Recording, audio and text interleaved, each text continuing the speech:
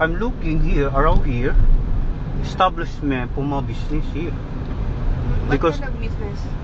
it's Pogo. Ah, Pogo. Yeah, Pogo. I thought it's already by... What? Pogo? Yeah. Oh, really? Yeah. Oh, since when? Since when? Since I when? don't know. It's I just heard it at the news. really It's Pogo. bad. They are... what do you call this? They're deporting those kind of business. Oh, really? Yeah. More business. I think Pogo, like this Pogo. Ah, okay.